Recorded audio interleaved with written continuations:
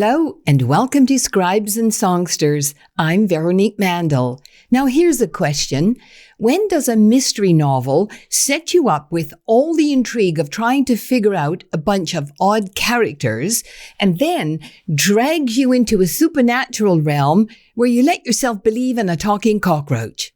Well, of course, when you enter the world of my next guest's new novel, A Death in the Family. Lee Rabideau's book is a riveting read, so let's find out more about him and the unusual journey he takes you on in this new book. Welcome to Scribes and Songsters. So lovely to see you again. Thank you. Likewise. Now, we've got so much to talk about. Oh, yes. There's a lot going on in that book. I'll say there is. But tell people about Lee Rabideau. Are you from Windsor? Well, I'm from the county, Colchester. I've lived in Windsor for probably the last 30 years, though. And I worked at the university before I retired. I took an early retirement. And I'm married to the lovely Barbara Peacock, whom you know. Yes, we work together at CBC. Yep. And we have one pup. Oh, wow. You guys like dogs? We've had a couple dogs. Yeah. Most of the time we've had a couple, but we're down to one. Yeah. She's a handful. What kind? A little cock, or what is she? Bichon. A little Bichon. Nice. Yeah. Cool. We have a cat for the mice. Yes. So did you start life as an artist? You know what? That's a really good question, because I think I like to always go back to the movie Close Encounters of a Third Kind, where Richard Dreyfuss is building that mashed potato mountain at the dining table. He doesn't know why, but he's got to be doing it. And that's the way I came to art. I just always had to be making things. When I was a kid, I was making things. As a young adult, I was making things. And that's where my exploration goes. I like to create. I'm a creative. Did you do art, as a child? Could you draw? I mean, I'm a stick person, right? Could you draw? I could draw, and I think I did some pretty good drawing. Of course, back then nobody kept anything. So I wish I had some of the drawings I did as a kid. I can remember some of them. But as long as I could remember, I was whittling, or I was drawing, or I was building forts, or I was acting out scenarios, creating my own little realms. Well, speaking of acting out scenarios, I pulled up this photograph of Synecticos. Yes, Gaia, that's right. I was Gaia, yes. That was when we were all very much younger. Yes. And that was like a multi-artistic piece. That was such a fantastic thing to work on. I was, of course, a videographer on that. And you were a star. I did all the talking. Yeah. And one of our other friends, Scotty Hughes, was one of the primary instrumentalists and also creating that, along with John Simard and Al Linnell, I believe, was quite involved. Susie Marsh. Kevin Venny, all kinds of Alexander Zonchek. Yeah, so many talented people from Windsor. It's incredible, isn't it? We have a really talented community. And, when you work in the arts, any kind of arts, you run across everybody, you meet everybody, you have an opportunity to collaborate at different times in your life with different people. Yeah. And it's just, it's such a growth kind of environment to be in. It's a percolator. It sure is. Yeah. So when did all of this artistic part of you turn into the writing, Lee? That, I don't know. It just did. I think we all have a story in us. Mm-hmm. You get to a certain age, for sure, you've got a number of stories in you. Yes. And I wanted to write. I've always liked telling stories whenever I meet new people. I mean, it's a way to break the ice. You introduce yourself. You tell, a story about your life. And you like to embellish maybe a little bit. Yeah. And so I decided a few years ago that I wanted to try my hand at writing.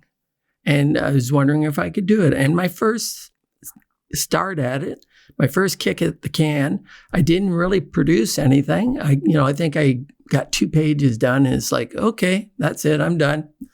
And then a couple of years later, I said, no, I've got a story in it. I know. So I did my first book.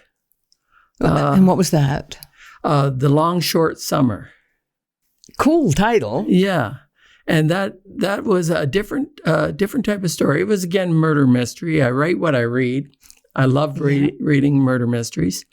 But I had fun with that because I got to use family members' names, because I'm terrible at names, When I have to figure out a name for a story, I know so many people and there's so many names going around in my head that, how can I not pick one that doesn't ring a bell with somebody? Right. So I just went with it. I used a lot of my family's names, different family members, friends. And it was set in a place in Port Perry, Ontario, which is just north of Toronto. Gorgeous little town. I lived there for about 3 years in my youth, when I was about from 9 to 12, 13. And it's just in a magical town. So that was my first book. Now, you mentioned you write the stuff you read. Does that explain the Zane Grey quotes? Yes. Yes.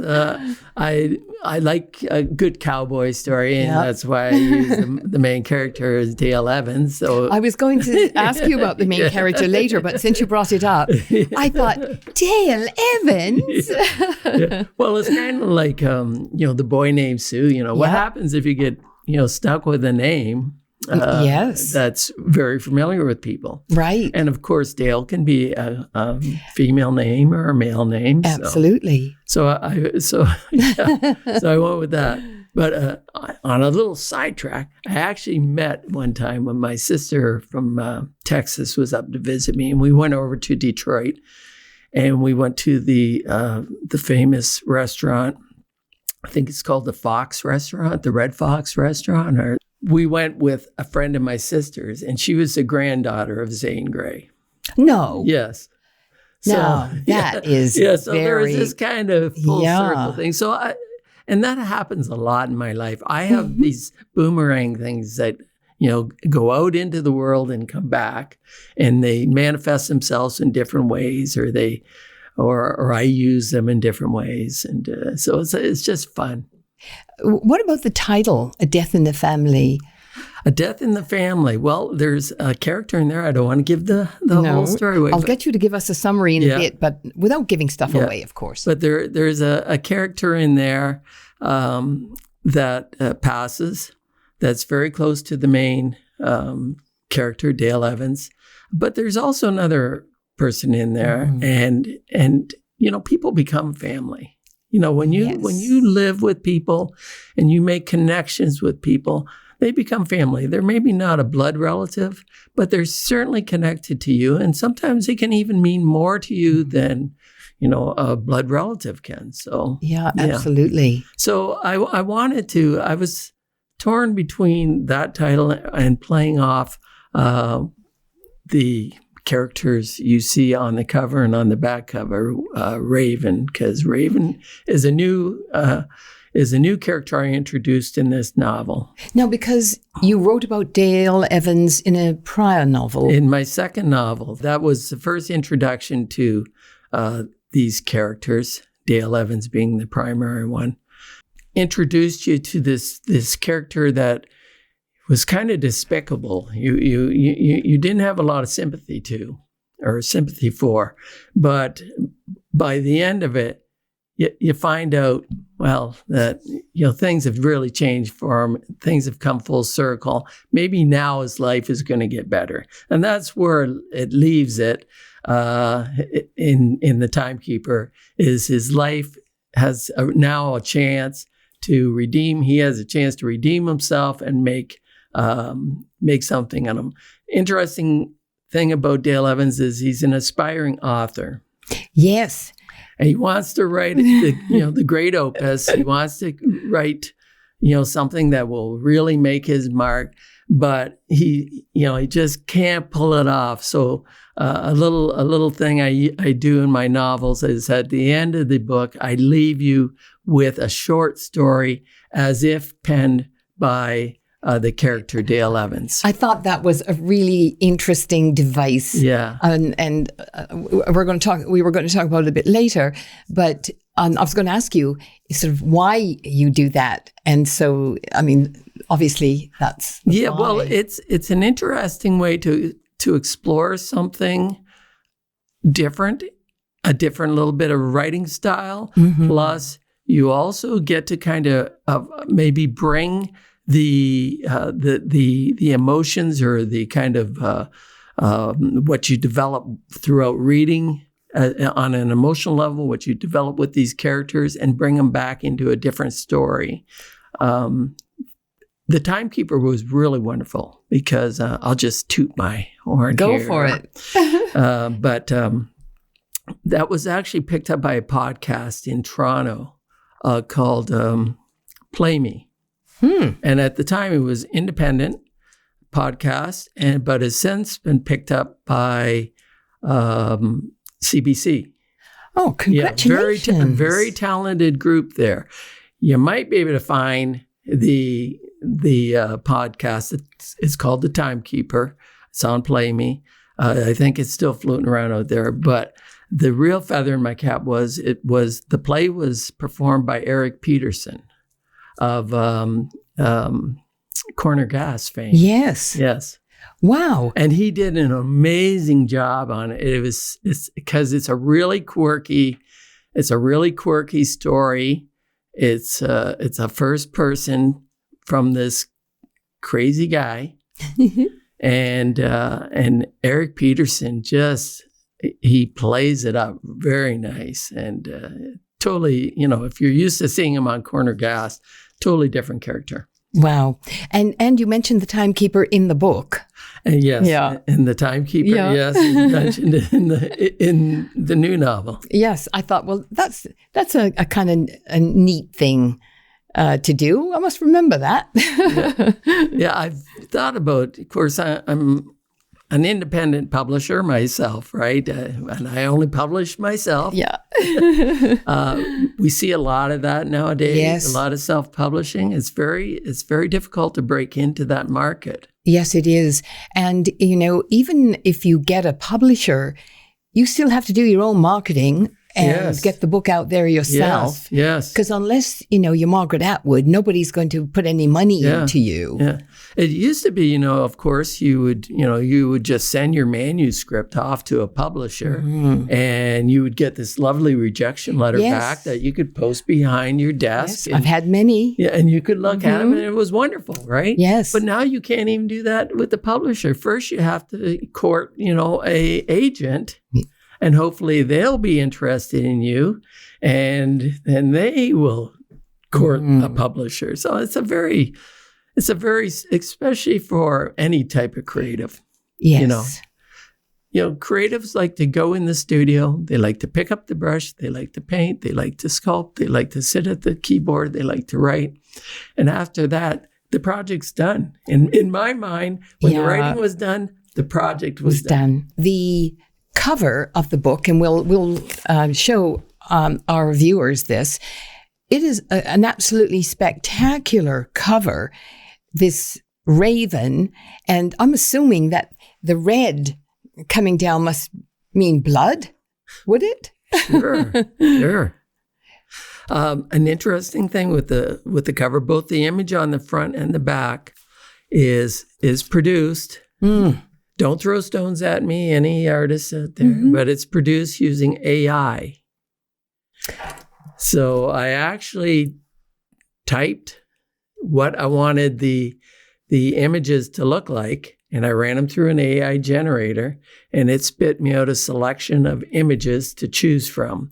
And once again, I was done, right? So now I give it to Scott, and he's got to take this low-res image, and he has to bump it all up, and he's got to punch the colors up, and he's got to, manipulate it, how it's going to sit on the cover. He's got to place the text in, and, he spent a lot of time. I'm really grateful for Mr. Scotty Hughes. His talent certainly shows through, and he is very talented. And he's done all 3 of my books. He produced did the art design for all 3 of my novels. So that's terrific. We've worked on a ton of projects. Well, with you on project. We designed with John Simard the Art Gallery of Windsor when they were at the mall. Right. So, over the years, we've done a lot of projects. Now, without giving too much away, give us a synopsis of A Death in the Family.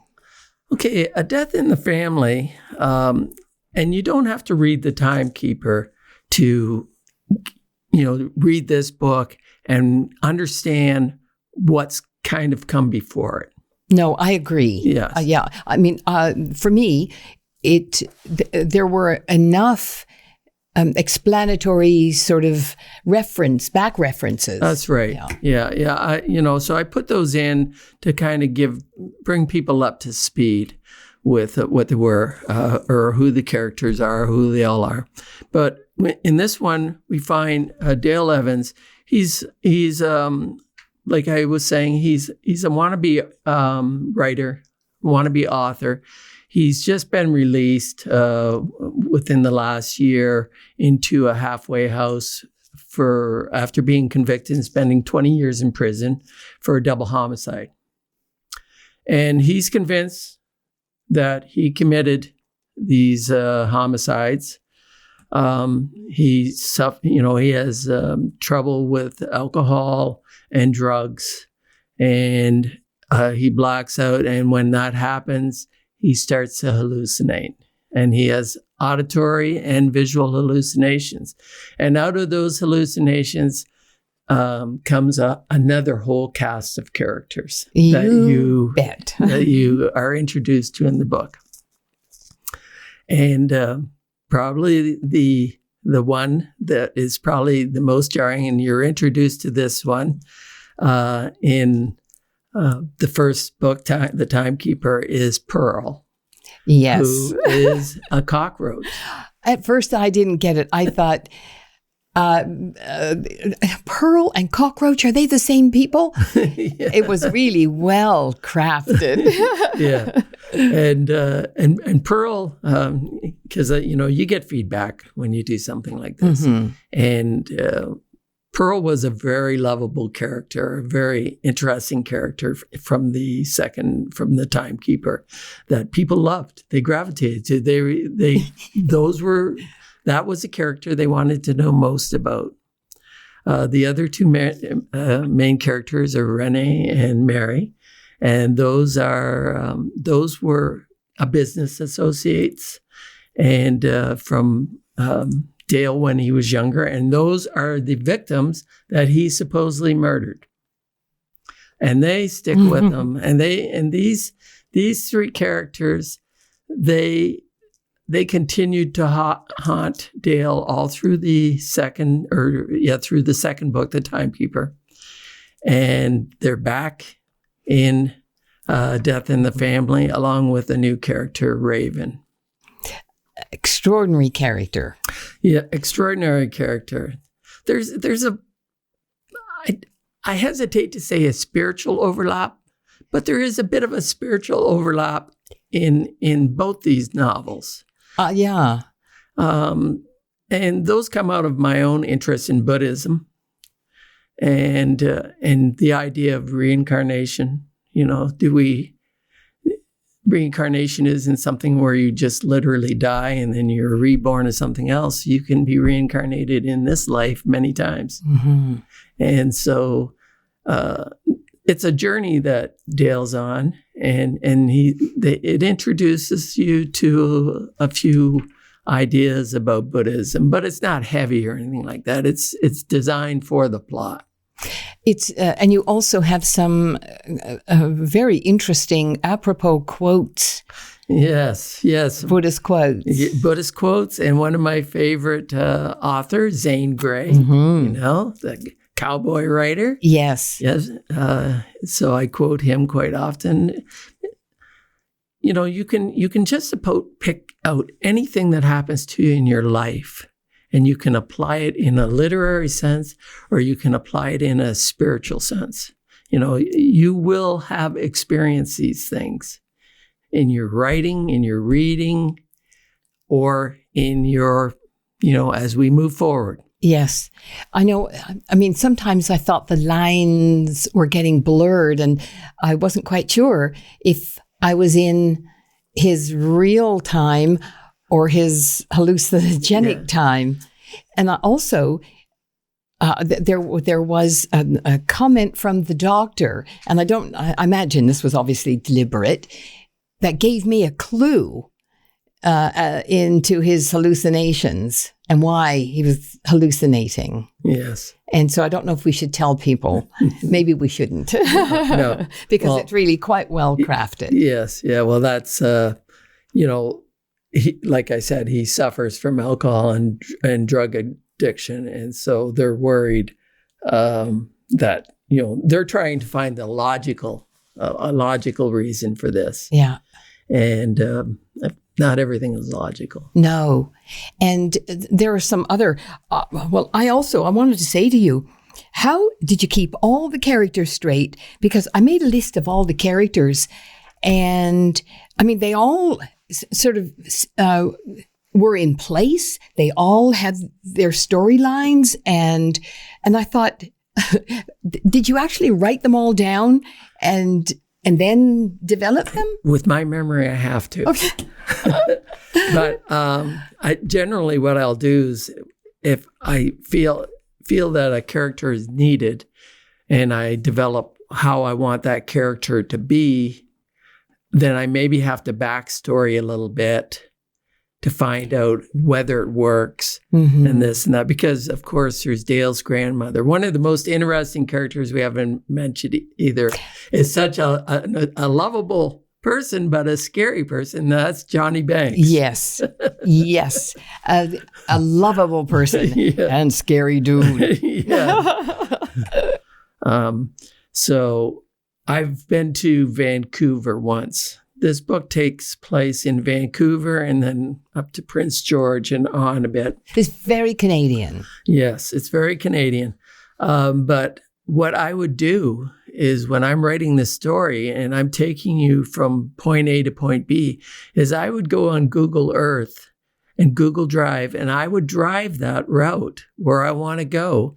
I'd drive that route using Google Earth. Yeah. And so I could get a feel what it was actually like, whether, if I'm going over a bridge or if I'm coming to a stop sign, or, I tried to make it as visceral as you could, so you can place yourself there. I actually wondered, I wonder if Lee actually took this route because it was real. Yeah. And I really thought that maybe you had driven that route in real life. Yeah. Well, and I think that's important in anyone's writing, whether you're in a car going from A to B or whether you're in a room, you need to have a sense of that space to let down your guard and open yourself up to the characters or the actions that are in that room or in that space. So, so I try to, really make it like, whoa, he must have been down that road. Yeah, or, it worked. Or he's been in that motel, Yeah. And I don't think that motel even exists, but in my mind it does. Right. And it was very, very clear. Do you have a favorite character? Well, my favorite character is Pearl, I think. I really enjoyed Pearl because Pearl's not a person. Right.